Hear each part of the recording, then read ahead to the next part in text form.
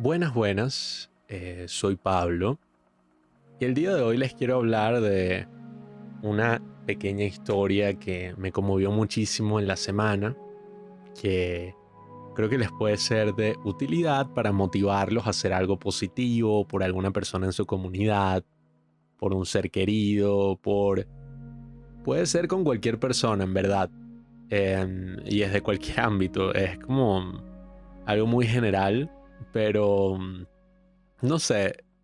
Estoy muy emocionado de finalmente sentarme y hablar de esto que ocurrió, porque no lo he hecho con casi ninguna persona. Medio se lo comenté a algunos amigos, a Juanqui, el otro padre del cine. Pero bueno, resulta que hace semana y media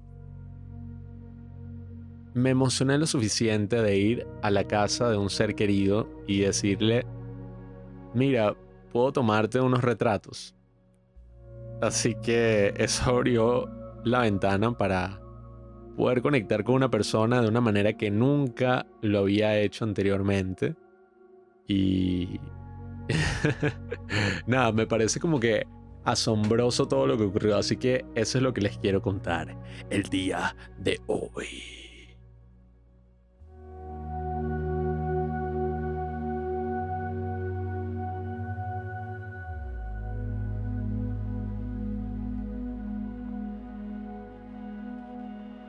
Esa persona querida se llama la señora Lidia. Es una abuelita muy querida que vive cerca de mí, vive en mi mismo edificio. Y mientras estaba creciendo, nunca tuve la oportunidad de conocer a ninguna de mis abuelas. Todas fallecieron. Una falleció antes de que yo hubiera nacido, la otra falleció cuando yo tenía 3 años. Y siempre había escuchado cosas maravillosas de esas señoras. De una en particular, todos hablaban de que no, ella era una santa, ella los quería muchísimo. Creo que uno de mis primeros recuerdos es ella meciéndome en sus brazos cuando era bebé, pero nunca, nunca, nunca pude compartir verdaderamente con ella. Creo que lo más que la he llegado a conocer es por una foto alargada, una foto así, una especie de retrato que está en la sala de mi casa y que ha estado ahí desde el año 2003, cuando ella falleció, donde se le ve muy seria. Y después me enteré de que era una foto de la cédula.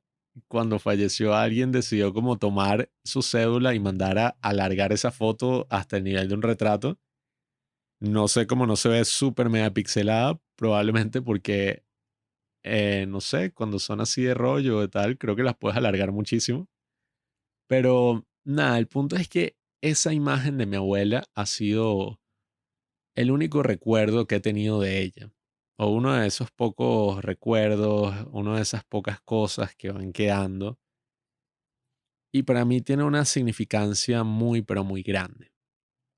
Entonces, bueno, la señora Lidia es esta señora de unos ya 80 y pico de años. Ella dice que tiene 94, pero no le creo mucho porque se ve demasiado bien para tener 94 años de edad. Y ella ha estado en mi vida como esa especie de quizás abuela sustituta, no tan literalmente, pero sí hemos compartido en muchísimas ocasiones y cuando yo era niño necesitaba como una figura así de ese estilo sobre la cual recaer. Y bueno, nada, últimamente la hemos estado viendo después de que han ido disminuyendo todos estos efectos del COVID. Ya finalmente uno como que puede reconectar con muchas personas vulnerables. Entonces, bueno, nos hemos estado reuniendo mucho. Ella se estaba quedando con un hijo, vino acá al edificio nuevamente y nos hemos estado reuniendo para jugar parchís. Nunca había jugado parchís en toda mi vida. Este juego de mesa así, donde tiras múltiples veces un dado y mueves unas cositas. Como todos los juegos de mesa, lo sé, pero es algo que le gusta mucho a ella. Y cuando estábamos jugando la última vez, dije como que, oye, me gustaría retratarla de una manera digna. Me gustaría tomarle fotografías que queden para la historia, que ella misma pueda ver, donde, no sé, como que ella se sienta reafirmada como persona y que al mismo tiempo pueda tener un recuerdo muchísimo más grato del que tengo de mi abuela. Puedo tener como, em, no sé, una especie de obra o de prueba o de algo que me diga, mira, ella estuvo aquí, recuerda todo esto que vivimos, recuerda este momento, todo esto sí pasó, me gustaría documentarlo. Entonces, bueno, em, no me considero a mí mismo un gran fotógrafo todavía. Entré en la fotografía hace muy poco cuando compré mi primera cámara, hace año y medio más o menos, pero no sé, estaba viendo como que un curso donde decían y que, ay, busca una persona mayor y pídele que pose junto a un retrato de esa persona cuando era joven. Era como una de las tareas del curso y yo me aproveché de la excusa para preguntarle a la señora Lidia si aceptaría que le tomara unos retratos.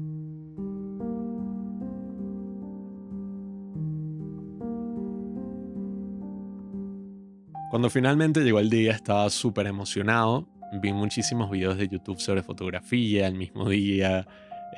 Estaba como un poco intimidado porque no quería hacer un mal trabajo. Creo que era una gran responsabilidad, pero al mismo tiempo emocionado porque era la primera persona a la cual iba a retratar formalmente. Ya había tomado fotografías de un amigo. Que coye, esas fotos quedaron súper cool. Se las tomé en un estacionamiento. Y ya había hecho otros retratos un poco más como para mi trabajo. Yo trabajo en una ONG. Pude tomar unos retratos muy interesantes ahí. Pero este era como mi primer proyecto de pura pasión. Mi primer proyecto así, no sé, de amor. Entonces, bueno, nada. Subí a su apartamento. Me llevé mi cámara, me llevé mi cuaderno. Y, oye, fue muy grata toda la sorpresa que me llevé porque ella me dijo como que, mira, me tienes que avisar con anticipación porque tengo que ir a la peluquería y tengo que hacer todo esto. Entonces, bueno, le avisé con anticipación y cuando llegué, ella había ido a la peluquería y además estaba utilizando un traje rosado y unos collares, unos brazaletes de oro que ella dice que nunca los puede usar, entonces decidió utilizarlos para estas fotografías. Ella estaba, bueno, muy, pero muy emocionada. Entonces, bueno, nos sentamos en la cocina. Ella sacó jugos, sacó galletas. Es de estas personas que te insisten muchísimo, como que, mira, no, llévate esto y llévate lo otro y cómete esto, pero yo no como nada de esas cosas, eso me lo manda mi hijo. Entonces, bueno, de un momento a otro me cubrió como de todas mis comidas así favoritas para la merienda. Y bueno, saqué mi cuaderno y le dije si podíamos conversar un poco y que me contara su historia de vida. Entonces, creo que es una pregunta que uno no hace casualmente, ¿no? Creo que no, nunca le he preguntado como algo así a ninguna otra persona, pero ella accedió y de un momento a otro ya estaba contándome, bueno, todo lo que fue su vida, todas las cosas que experimentó. Ella es española y está viviendo en Venezuela, bueno, desde que tiene, no sé, 20 años, 20 y algo de años, no sé. Pero bueno, me empezó a contar y a contar y gesticulaba y se paraba y se emocionaba. Podía ver verdaderamente el brillo en sus ojos. Y recuerdo que anoté unas cuantas cosas en mi cuaderno, no mucho porque quería seguirle el ritmo a la historia, pero estaba sorprendido por todas las cosas que la señora Lidia había vivido. Me contó que venía de una familia muy rica, rica en verdad, con una finca, caballos, todo el show, todo el drama, y que su papá era escultor y vivían como en toda esta vida de lujos. Dice que ella nació en 1927, pero que su infancia estuvo plagada por la guerra española, la guerra civil. Decía que toda esa vida de lujos de un momento a otro desapareció, que tenía que correr con su familia, esconderse en las cuevas para evitar las bombas que caían constantemente. Decía que era muy horrible ver como los rojos, así los llamaba, quemaban iglesias, mataban sacerdotes, ocurrían cosas muy, pero muy horribles, todos los horrores que trae la guerra.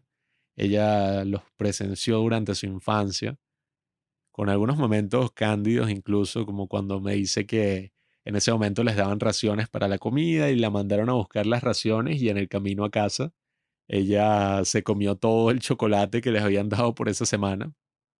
Eh, el ser en las clases de travesuras que podía cometer en su niñez. También me comentó del viaje de 40 días y 40 noches que hizo para llegar a Venezuela, cuando finalmente después de la guerra y ya un poco más grande vio como sus amigas se estaban yendo a Venezuela, ese paraíso que les estaban vendiendo, ese paraíso tropical que quedaba al otro lado del mundo y sus papás estaban totalmente en contra de que ella se fuera. Ella como que no les dijo nada y se fue al consulado de Venezuela.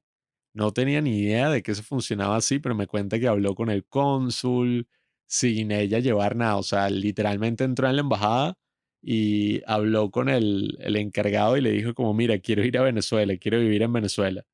Y él le explicó como que, ay, pero tienes alguien que te reciba allá, tienes alguien que te pueda, como una especie de sponsor, no sé. Em, Ella le explicó que no tenía absolutamente a nadie y él le dijo como que, bueno, voy a ver qué puedo hacer por tu caso.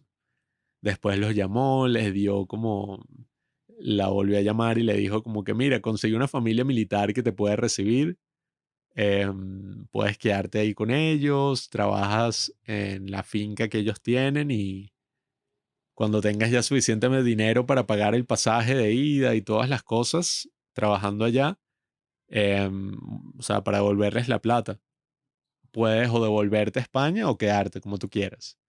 Entonces ella, emocionadísima, accedió. eh, Me cuenta hasta estos pequeños detalles, como cuando se iba, sus padres estaban muy, pero muy tristes, no querían que ella se fuera, estaban totalmente en contra de esa idea. Y a ella se le quedó una maleta y cuando se devolvió para buscarla, pudo ver como sus padres estaban llorando, abrazados el uno del otro, en la puerta de su casa. Me cuenta que ese fue uno, bueno, uno de los momentos más dolorosos de su vida, o al menos de su juventud.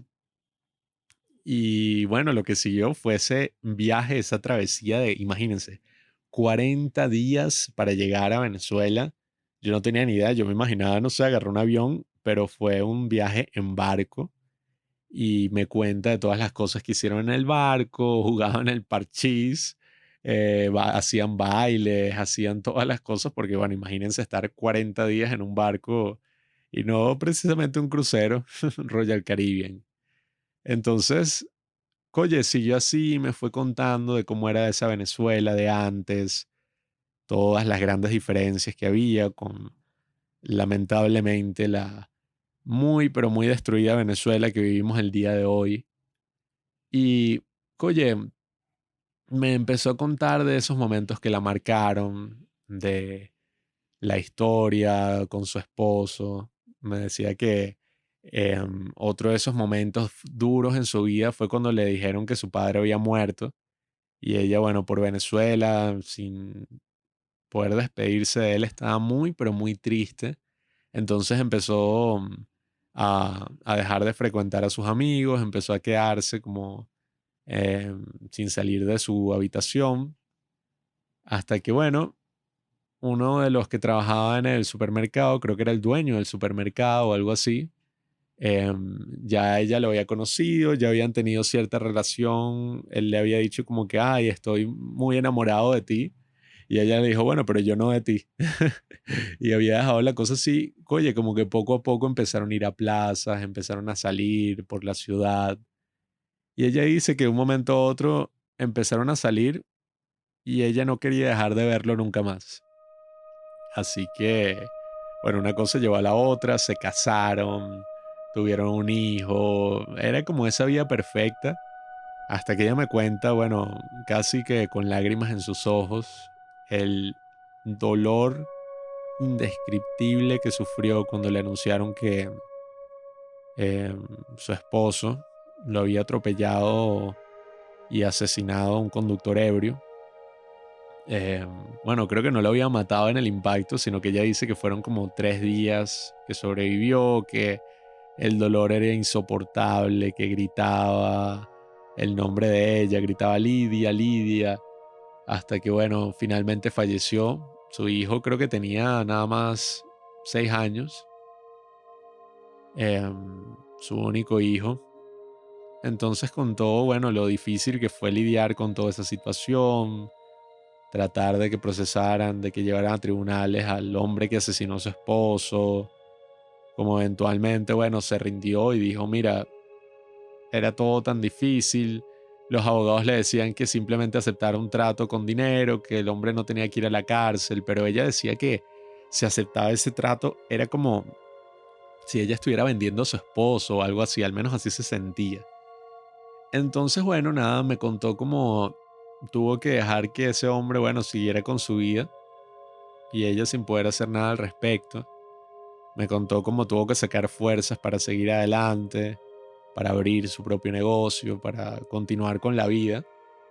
Y me parece muy interesante cómo el flujo del tiempo y de nuestras propias vidas se va entrelazando hasta que casi que me dijo como que bueno, y el resto es historia.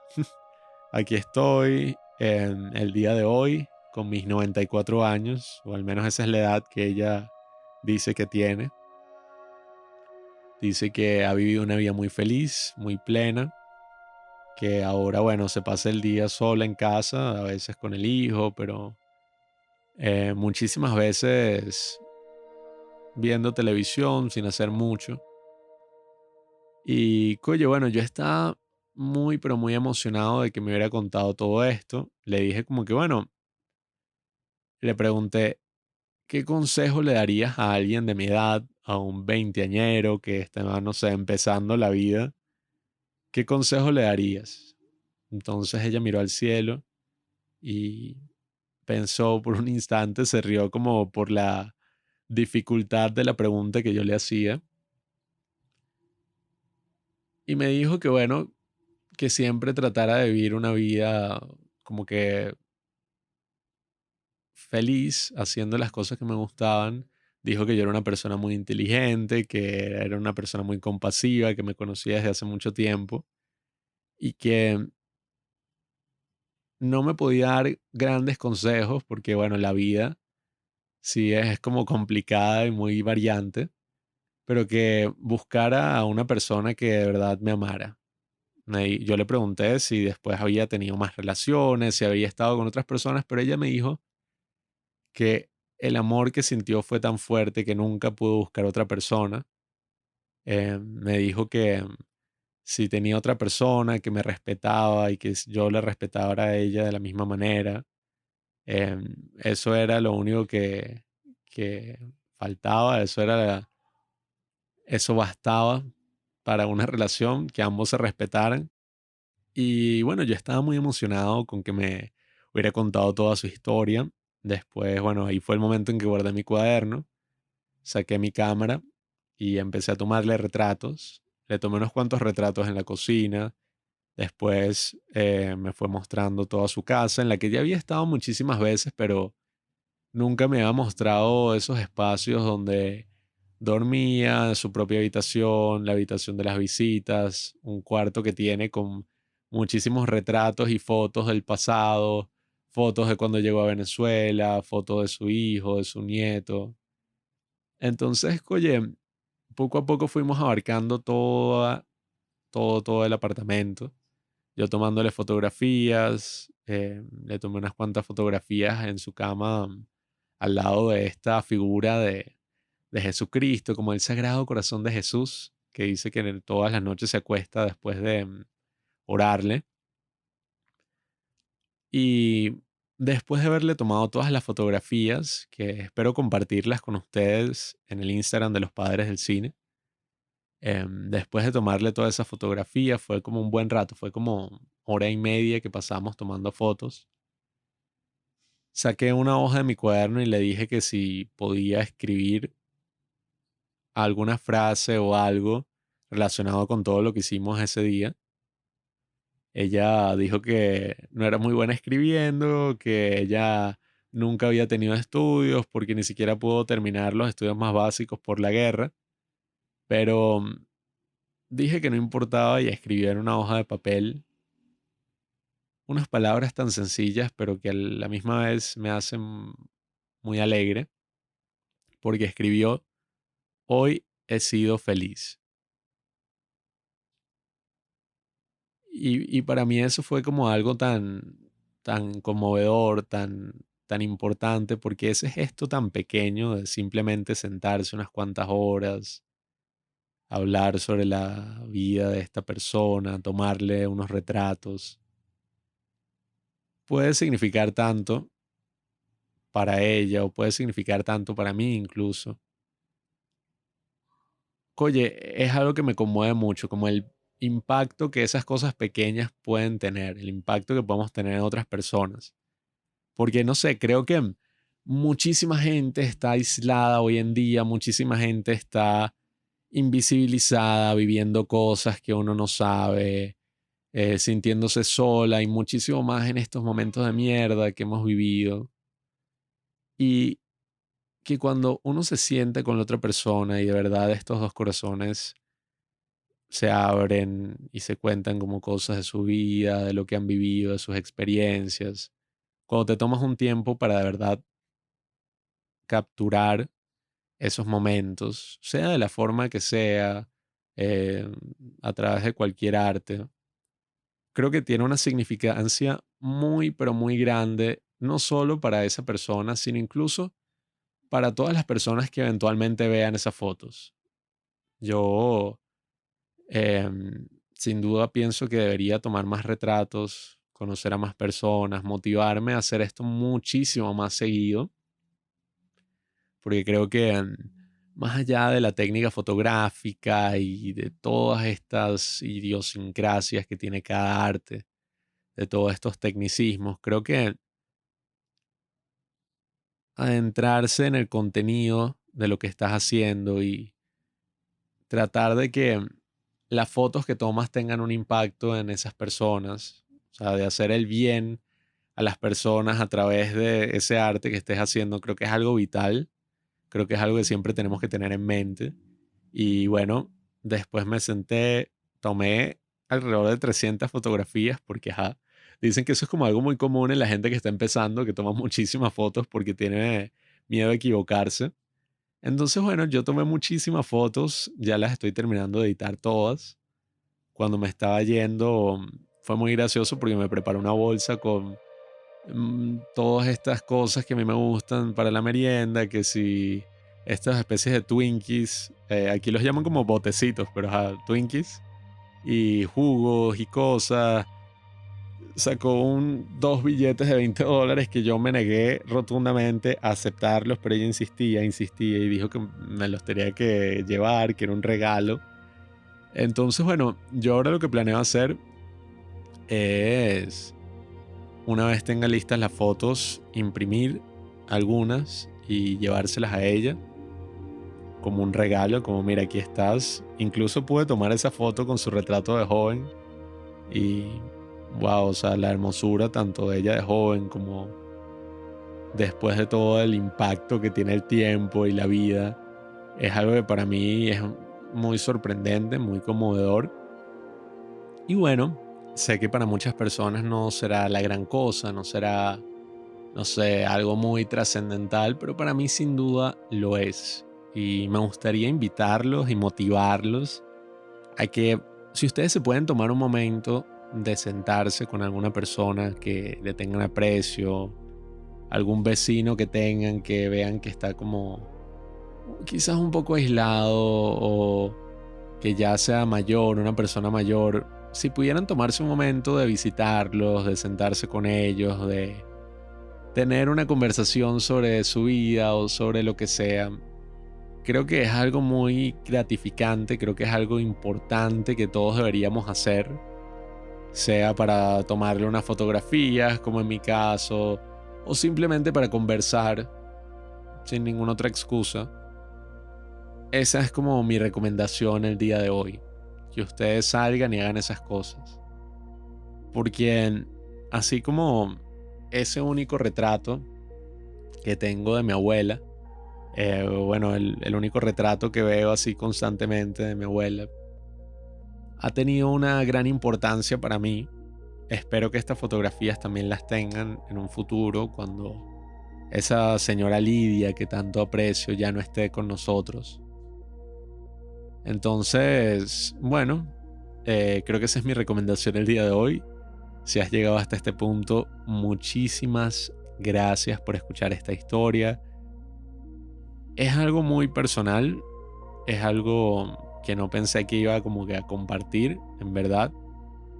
Pero oye, ya que tenemos este podcast, ya que tenemos esta ventana y que puedo conectar con muchos de ustedes de esta manera tan íntima, oye, ¿por qué no? Pensé. Así que, bueno, les voy a dejar en la descripción un video que me encanta de una persona que hace esto como profesión, que toma retratos de gente en su comunidad y se sienta, escucha la historia de su vida.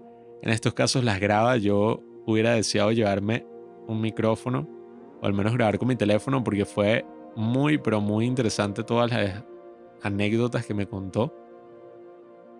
Pero bueno, nada amigos, gracias por escucharme. La semana que viene escucharán la recomendación de Juanqui. Y si quieren ver estas fotografías y todas estas cosas, pueden hacerlo en el Instagram de los Padres del Cine. Si quieren comentar algún capítulo o hablarnos de lo que sea, estamos disponibles para ustedes en los mensajes directos. Yo soy Pablo y muchísimas gracias por escuchar esta recomendación. Hasta luego.